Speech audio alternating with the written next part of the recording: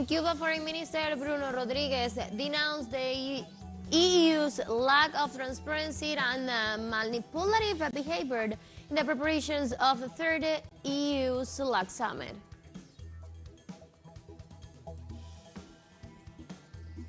In Turkey, President Recep Tayyip Erdogan said he will endorse Sweden's NATO candidacy if the European Union's resumes long-stale membership talks with Ankara.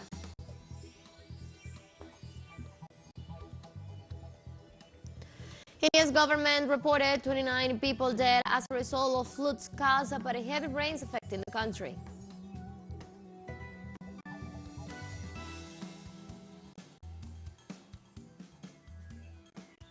Hello, welcome to From the South. I'm Ana Marrero from the TeleSUR headquarters in Caracas, Venezuela. We'll begin with the news. Stay with us.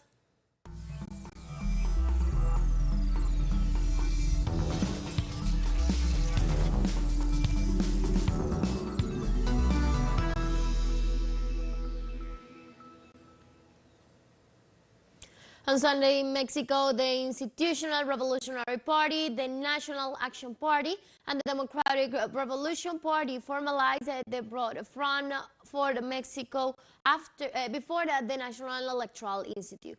They assured that this is a process that complies with the law in reference to the surveillance carried out by the government. The representative of the parties emphasized that not only the three political groups are involved, but also more than 100 civil organizations. They described the initiative as an unprecedented action where the first time they admit they will listen to the civil society to choose the formula with which they want to associate themselves to build the widest opposition front. We go firm and we go strong. There has been a great participation today. We will close the history of aspirations that there are to participate in the selection of who will be responsible for the construction of a broad front. We go firm, we go very well. A great participation. Today we speak thanks to you. Thanks to your participation. In Guatemala, 15 days after the first round of elections, citizens are growing concerned about the lack of results. The political parties that made it to the second round, UNE and Semilla, began to mobilize in the face of the political and institutional crisis that the Central American nation is going through. The platform of civil organizations warn of the risk of judicializing the results after the President of the Supreme Court, Silvia Valdez, ordered a further suspension of the officialization of the results. Members of the Semilla movement filed a complaint with the Constitutional Court against the decision of the President of the Supreme Court. A series of errors have been committed by the President Justice of the Supreme Court of Justice when a decision was made unilaterally in which the hour of positions and the call of the second election round between the two political parties that had the greatest number of votes, among them the Seed Movement political party. Also, make it knowledge that it's as true a degree and not true another, practically resolve substantial issues that are not the forms of the procedures that is established. Sandra Torres, candidate for the UNE party, said it was essential to gain confidence to the process and called for results to be made official. We want the Supreme Electoral Tribunal to respect the deadline of the amparo granted by the Constitutional Court. That's what we want, to give peace and confidence in this process to the people who went to vote in a civil manner. That's all we can do. And as a political party, we have every right to demand that the results be published today. We are already 15 days after the 25th of June of the first round. The truth is that in previous electoral processes, we have never seen such a chaotic situation as the one we are living today.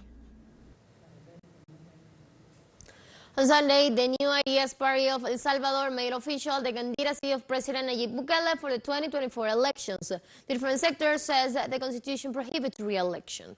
The voting was carried out in 2 days. On Saturday, residents living abroad voted, and on Sunday, those living in the country did the same. The law obligates the parties that intend to participate in the 2024 elections to hold internal elections. The results of the process open a debate since the Constitution prohibits re-elections. However, a resolution of the Constitutional Chamber president to opt for another term.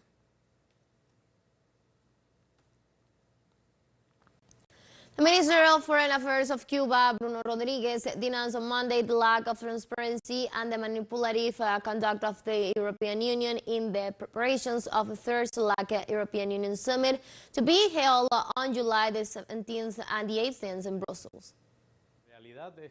The truth is that over and above statements and declarations, the regional relations have hardly advanced, and during the most recent period, they have been regressed. The summit can be an opportunity to start changing that situation, but there are reasons for concern. The lack of transparency and the manipulative behavior of the European Union during the preparation of the summit seriously jeopardize the successful outcome of the meeting. There has been an attempt to impose restrictive and divisive formats that prevent straightforward and transparent discussions, as well as an intention to conceal the content of the debates from the media and public opinion. The Ministry of Foreign Affairs of Cuba also explained that the European part decides its own who will represent the Latin American and Caribbean region on those events. Several forums are being organized in parallel with the summit. The European side has even decided on its own who will be the representatives of our regions in those events. Such a conduct, besides being disrespectful, creates the conditions so that these forums could be turned into platforms to attack and single out CELAC member countries. The behavior of the European Union jeopardizes the possibility to achieve final agreements. Let's take our very first break, but remember you can now follow us on our TikTok account as TeleSUR English. There you will be able to see news in different formats, news updates and more. Stay tuned for more news.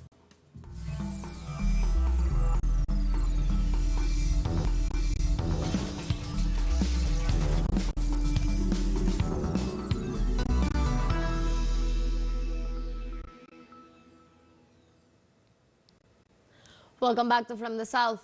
Final preparations are underway in the Lithuanian capital, Vilnius, as the city gets ready to host NATO leaders and nearly 2,000 journalists for a summit that will take place on July the 11th and the 12th. NATO leaders will meet for a summit that will be dominated by the Sweden's accession and the alliance's response to Russia's military operations in Ukraine. Ukrainian President Volodymyr Zelensky will travel to Vilnius to make the case to the 31 NATO leaders that Kiev deserves to join the alliance once the war with Russia is over. Kiev and NATO members in Eastern Europe have pushed for the current roadmap as they believe that only bringing Ukraine under the alliance collective defense umbrella will deter Moscow in the future.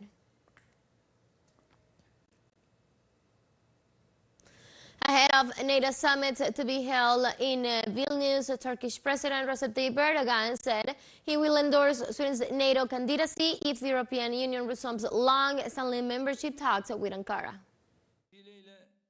Of course, on this occasion, I would like to emphasize a fact.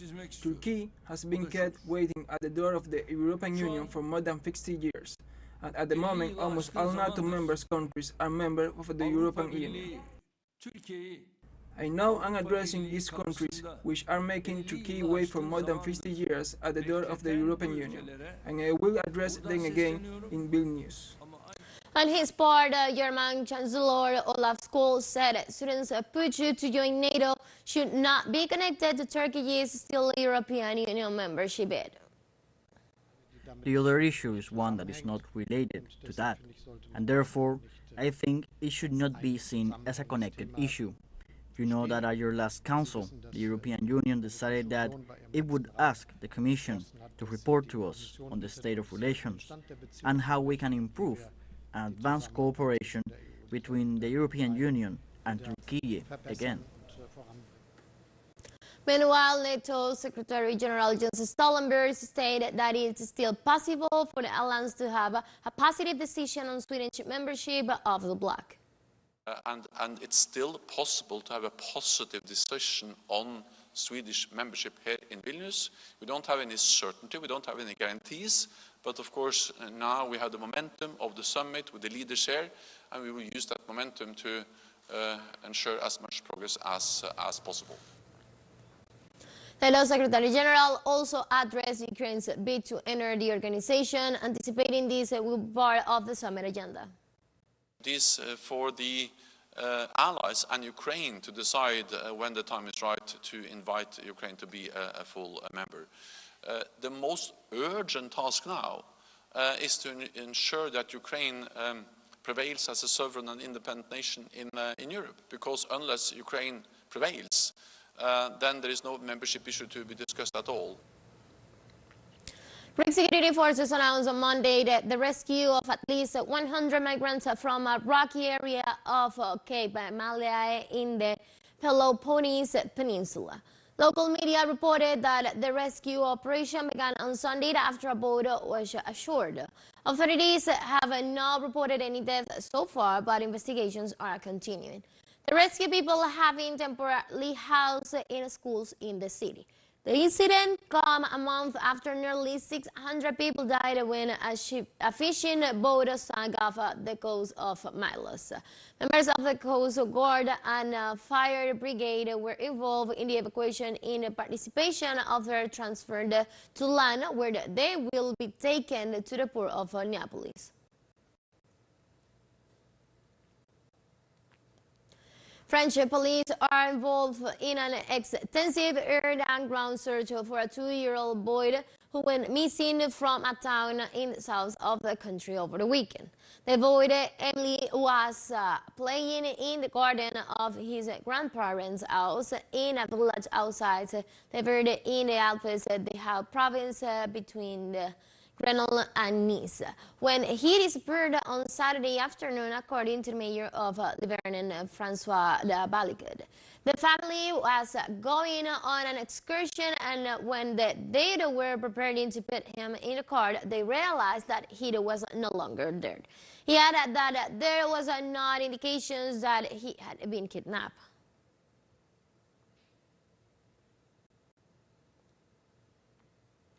On Monday, the first high-level conference on the Forum of Global Actions for Research Development opened in Beijing, featuring 4 panels that boost multi-stakeholders, partnerships, and engagements in the United Nations 2030 Agenda for the Sustainable Development. High-ranking officials from 27 countries, diplomats based in China, and representatives from over 20 UN agencies and other international and non-governmental organizations attended the conference. TeleSUR English launched its own video on-demand site for you to go and revisit our interviews, top stories, special broadcasts, and more. Just go to the top left corner in our website homepage and click on the video option to access our VOD platform. Now let's take our final break. Don't go away.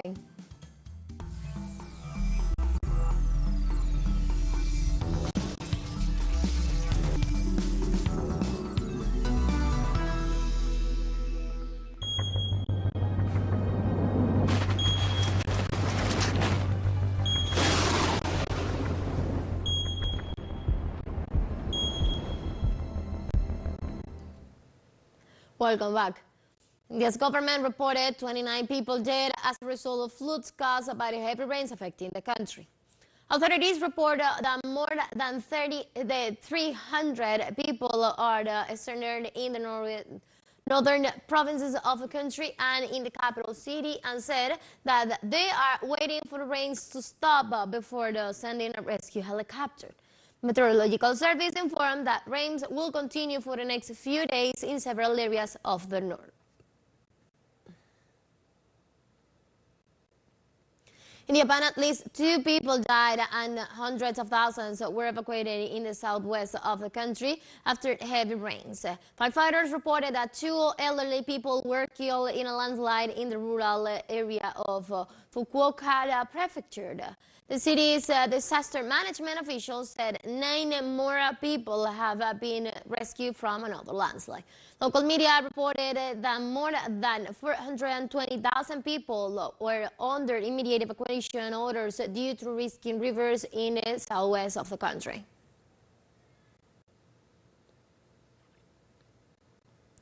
On Monday, Spain prepares for a new heat wave that could bring temperatures of up to 44 degrees Celsius in the south of the country.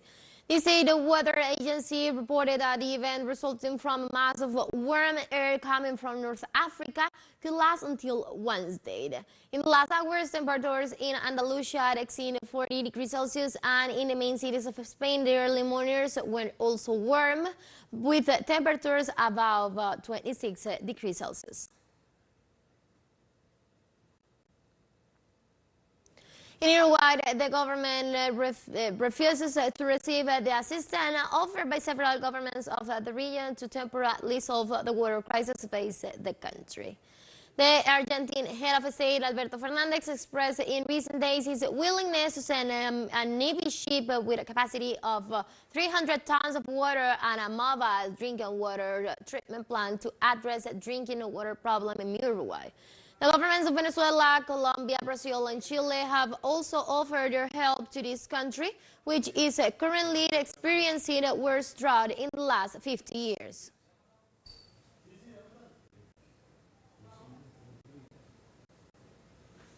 On Monday, the Netherlands and Indonesia held the tour of hundreds of cultural artifacts taken sometimes by force during colonial times as a major step forward in the restitution efforts worldwide. The Dutch government announced the return last week of the Indonesian treasured and loaded artifacts from Sri Lanka. It is the latest of a growing global restitution efforts by many countries. Yeah, we consider these objects as missing items in our historical narrative.